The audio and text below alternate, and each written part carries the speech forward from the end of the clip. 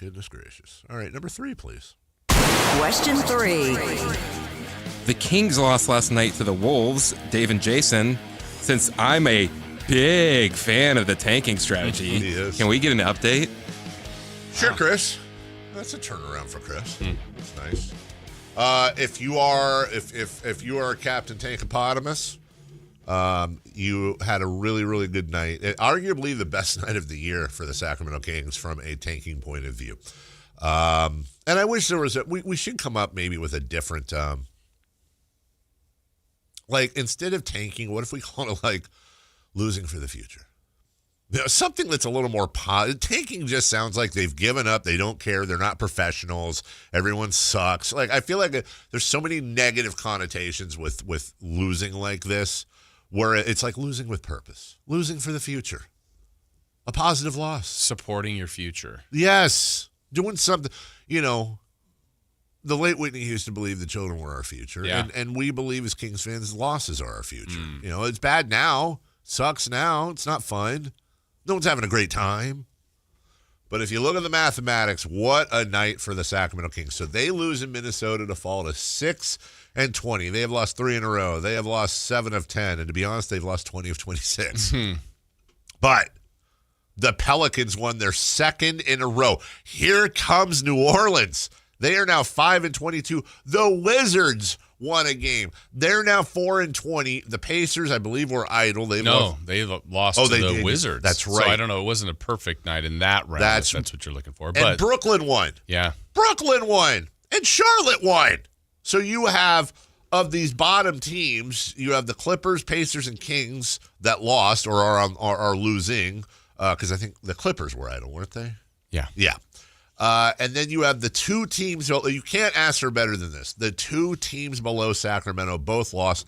Jason, as it stands right now, and I'm not saying this is where we want to be. Right. I'm fine with being in the bottom 3. That's my goal. I know it sounds so terrible. My goal is to be a bottom 3 team. But I think as long as the Kings, because remember, the odds are flat for the bottom 3 teams. The bottom team has never won it in this version of the lottery. So if we're the 2nd worst or 3rd worst, I'd actually rather be 2nd or 3rd worst than the worst. Because, of course, this will be the first year that the worst team wins the lottery. Either way, the Sacramento Kings are in the bottom 3. They are tied with the Pacers. I don't know how the tiebreaker works for this thing, but the Pacers beat them. Yeah. So let's just go with that. Yeah. And they are just 1 game back. Well, 1.5 games back of very last place. Yeah, so I did some research on this as far as the last 10 years. So I feel like that gives you a little bit of a runway of the worst records in the NBA. You ready for this? So 10 years running here, the worst record in the NBA, the Pistons. Then you've got the Wizards, the Hornets, the Magic, the Nets, the Bulls, Pelicans, Kings, Knicks, and Hawks. None of those teams have been in the conference finals. No, the Knicks have been in the conference finals, but none have been in the NBA finals. And of those 10 teams, and even we can go to 11, which was Phoenix, 1, 2, 3, 4, 5 of them ended with the number 1 pick, so that you feel like could be transformative. We'll wait and see what this ultimately does for all of them. But the other part is for the last 25 years, the number 1 pick in the draft has won a championship on the team they were drafted by twice. And it was both Cleveland, LeBron and Kyrie. So it happened 1 time. So it's not the full proof. The whole point of all of that is, I know what you're saying, and you'd rather increase your odds. You'd rather have the best possible pick.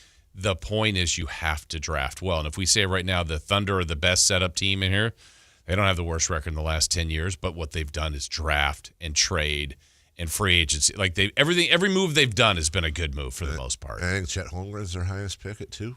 Probably in that stretch. Well, even before, like in the 10 year or probably 15 years. I mean, Durant, Westbrook. I'm saying in this run though, 2's the highest last they few picked. years.